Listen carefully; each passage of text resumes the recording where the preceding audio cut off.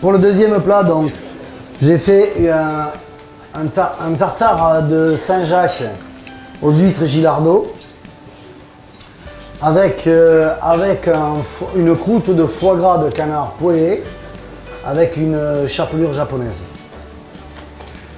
For his second starter, it's a foie gras crust on scallop starter with oysters and potatoes. Donc pour cette recette,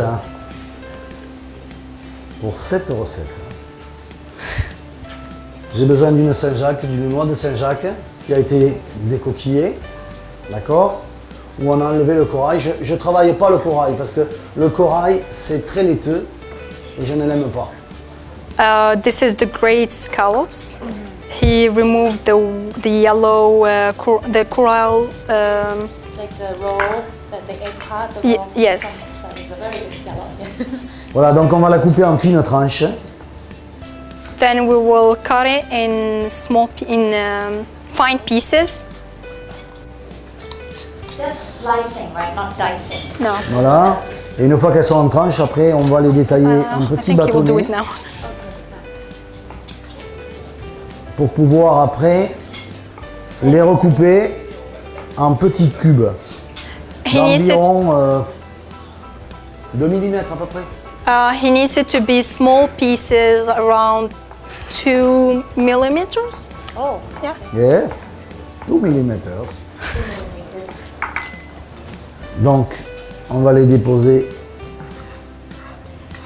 Then we will put it in a soup bowl. Voilà. His favorite plates, his favorite kind of plates that he loves to play with.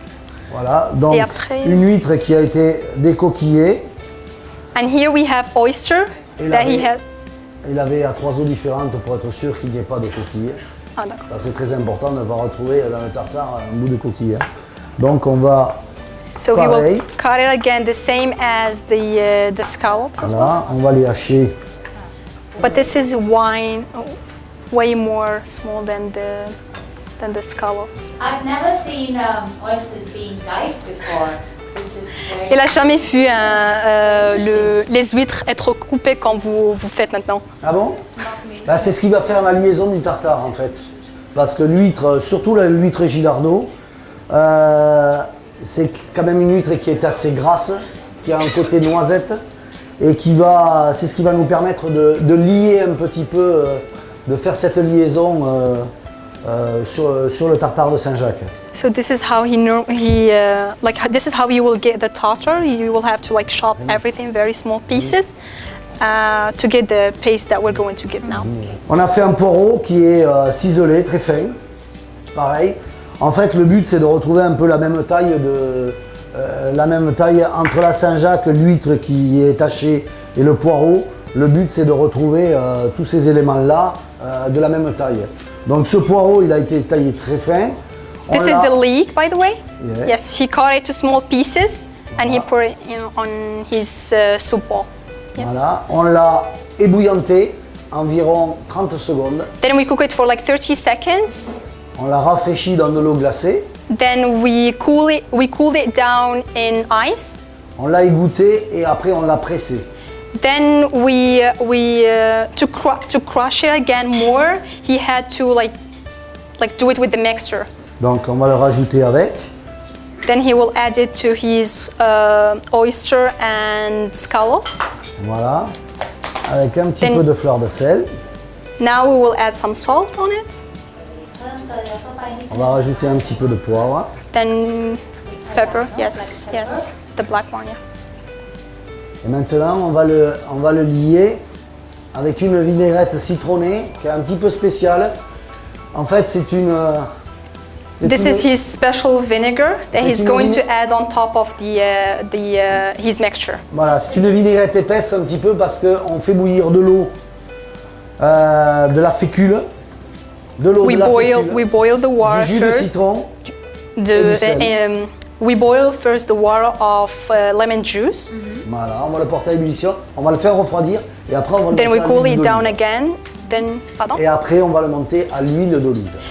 Then we add olives and we to make the special vinegar that he makes. Yeah. Le vinaigre spécial de Monsieur Bach.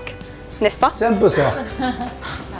Alors, je vais rajouter également une échalote à l'intérieur qui a été confite dans du vin blanc pendant environ 3 heures sur le coin du fourneau, on va dire, sans quasiment d'ébullition. Donc il y a à peu près pour 200 grammes d'échalote, il y a environ 600 grammes il y a 6 décilitres de vin blanc. C'est 3 fois Then plus. he will add 200 grams of shallots, candied shallots, to his mixture. Voilà. Et ça va nous rajouter encore un petit peu d'acidité dans notre tartare de Saint-Jacques. Did you say it's shallot or confit? Candied What shallots. is that? It's confit. Oh, confit. Okay. Yes. And then he will add the Donc on va vinegar on arroser un top petit of peu de it. vinaigrette, citron. On va mélanger le tout. Voilà.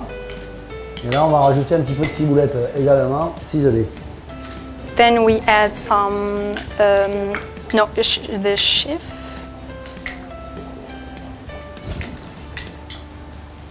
Voilà. Une fois qu'on a ce petit tartare, on va rajouter environ Bunch of chives. une cuillerée de crème liquide. Yep, and then we will add some liquid cream on top of it. Voilà, la crème liquide avec le citron, elle va s'épaissir. Elle va s'épaissir toute seule. Voilà, et vous voyez, on a une texture qui est quand même qu'on peut par exemple également cercler dans un petit cercle. Ça, c'est ce que je vais faire mercredi soir. Je vais la cercler un petit peu et puis après on va servir à la croûte de foie poêlée. Alors Et c'est une une petite texture qui peut être comme une sorte de boule. Vous pouvez travailler la texture ici, n'est-ce pas? On peut la cercler, on peut lui donner une forme. Voilà, parce que entre l'acidité de l'échalote, du jus de citron et de la Saint-Jacques, on peut.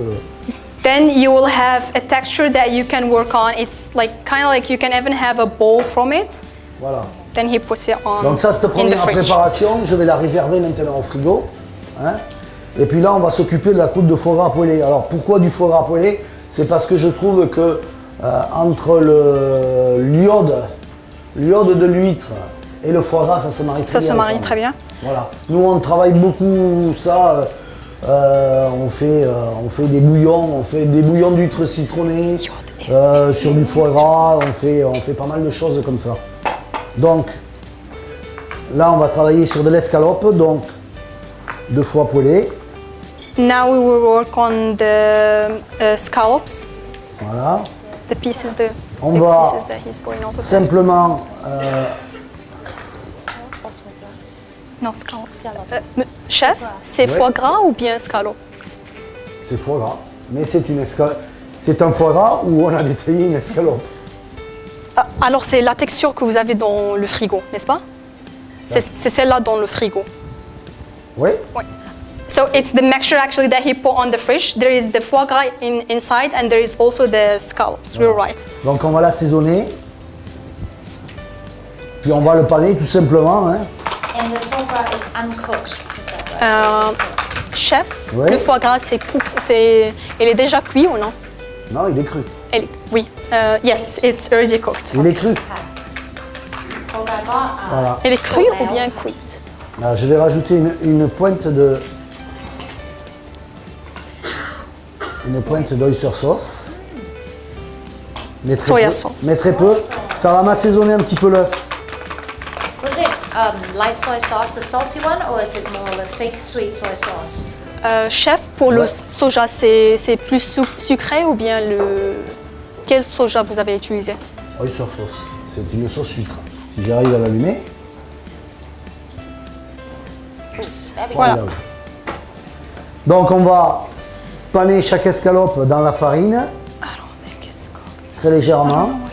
On va le passer dans l'œuf. Et après on va juste le poser dans notre chapelure japonaise. Deuxième opération, c'est la même. Voilà. Et après on va... So he